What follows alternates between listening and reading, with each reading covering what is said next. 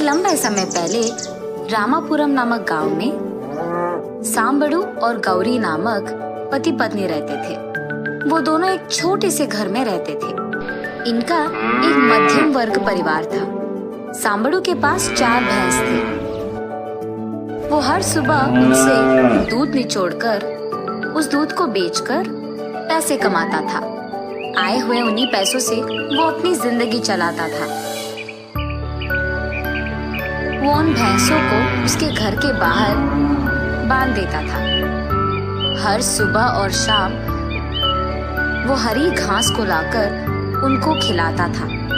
ऐसे ही एक दिन जब वो अपने भैंसों को घास खिला रहा था, एक गाय कहीं से आकर वहां मौजूद घास को खाती है। और क्योंकि सांबड़ू को जानवरों से बहुत प्यार था, उस गाय को देख वो सोचता है कि बेचारी भूखी होगी, इसीलिए उस गाय को कुछ नहीं कहता है। वो गाय वहाँ की घास खाकर चले जाती है। अगले दिन सुबह वो गाय वापस आती है और घास खाकर चले जाती है। ये देख सांबड़ू की पत्नी गौरी उससे ऐसे कहती है, सुनिए, वो गाय हर रोज हमारे पास घास क्यों खा रही है? वही मैं भी सोच रहा हूँ गौरी। जानवर है इसीलिए मैं भी कुछ नहीं कह पा रहा हूँ। ठीक है जी, लेकिन आपको पता है ना, गाय का दूध सेहत के लिए बहुत अच्छा होता है, इसीलिए उस गाय का दूध निचोड़ो, हम पिएंगे। ठीक है गौरी। ये कहकर दूध के लिए कटोरी लाकर उस गाय का दूध निचोड़ता है। लेकिन उस गाय के दूध को सोने के रंग में देख वो चौंक जाता है। गौरी, गौरी, ये दूध देखो, सोने के रंग में है। सांबड़ू की चीखें सुन गौरी जब वहाँ पहुँचती है, सोने के रंग में दूध देख वो भी आश्चर्यचकित हो जाती है। ये क्या है जी? दूध सच्ची में सोने का रंग है? वही तो मुझे भी नहीं समझ में आ रहा गौरी। तब वो दोनों उस दूध को लेकर घर के अंदर रसोई घर में उसे उबालने की कोशिश करते हैं। उबालते वक्त वो दूध सांबड़ू और गौरी की आंखों के सामने ही चमकते हुए सोने की गांठ में बदल जाती है। ये देख सांबड़ू और गौरी खुशी और आश्चर्य एक ही साथ महसूस करते हैं। उसके बाद सांबड़ू उस गाय को उसके घर के बाहर बांधकर उसको खाने के लिए घास देकर सो जाता है। सुबह उस भैंस और गाय को रखे हुए जगह को साफ करने सांबड़ू जाता है। उस गाय के पास जाने पर वो देखता है कि उसके पैर के पास फिर से सोने का गांठ मौजूद है। आश्चर्य में तब वो उस गोबर को एक टोकरी में डालकर घर के अंदर जाता है। घर के अंदर जाकर गौरी, गौरी ऐसे उसके बीवी को पुकारता है। अपने पति की चीखें सुन गौरी वहाँ जाकर, क्या हुआ जी? ऐसे पूछती है। अरे ये देखो, उस गाय का गोबर भी सोना है। वो देख खुशी के मारे गौरी ऐसे कहती है, सुनिए, शायद हमें इस स्थिति में देख भगवान ने खुद इस गाय को हमारे घर भेजा है। मुझे भी ऐसे ही लगता है गौरी। मैं अब इस सोने को शहर ले जाकर इसको बेचकर पैसे वापस घर ले आता हूँ। सांबड़ू शहर जाकर उस सोने को बेचकर पैसे वापस घर ले आता है। उसके बाद ऐसे ही कुछ दिन सांबड़ू उस सोने के दूध और सोने का गोबर लेकर उसे शहर में बेचकर उन पैसों को जमा करता है। जमा किए उन्हीं पैसों से सांबड़ू और गौरी एक बड़ा घर लेते हैं और इतना ही नहीं, उन जानवरों के लिए भी एक बड़ा सा जगह लेते हैं। ऐसे ही वो उस गाय के दूध और गोबर से आए हुए पैसों को जमाते रहता है सांबड़ू। सांबड़ू को ऐसे ही एकदम अमीर बनते देख गांव में सारे लोग उसी के बारे में बात करने लगते हैं।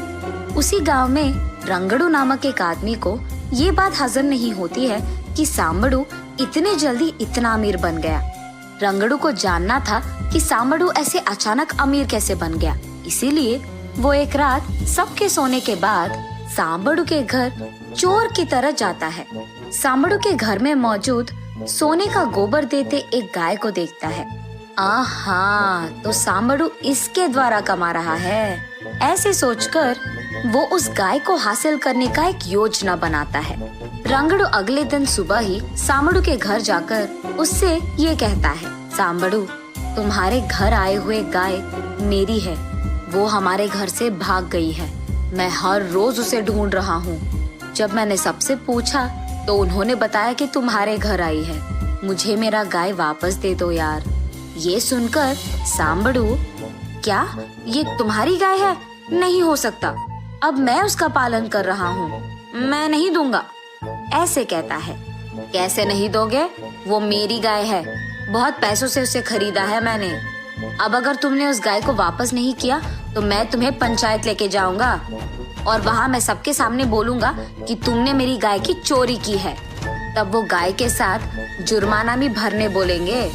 पंचायती का नाम सुनते ही सांबड़ू बेचारा डर कर, ठीक है लेके जाओ, ऐसे कहता है।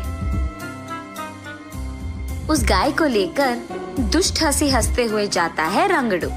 उस गाय को रंगड़ू उसके घर ले जाकर उसे बाहर बांधकर उसके पास मौजूद सारे पैसों को दावे पे लगाकर उस गाय के लिए अच्छी गुणवत्ता की घास खिलाता है रंगड़ू।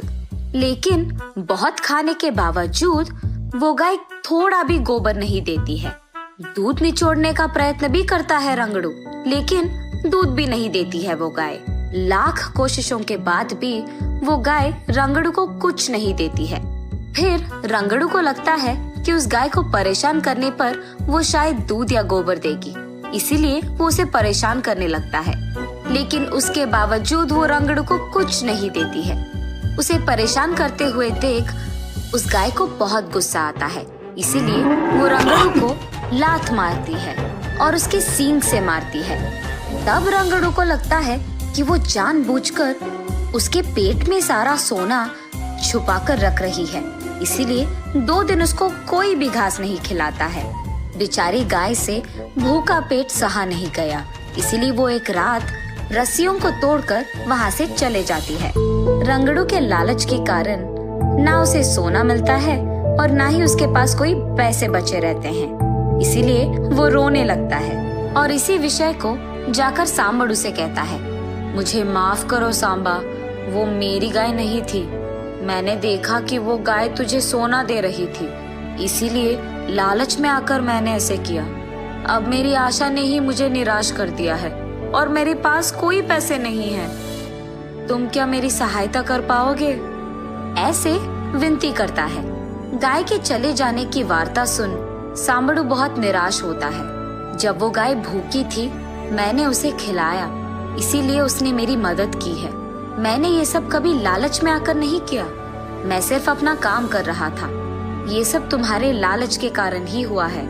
अच्छा, उसको भूखा रखने के कारण ये तो होना ही था, अब भुगतो। ये कहकर अंदर चले जाता है सांबड़ू।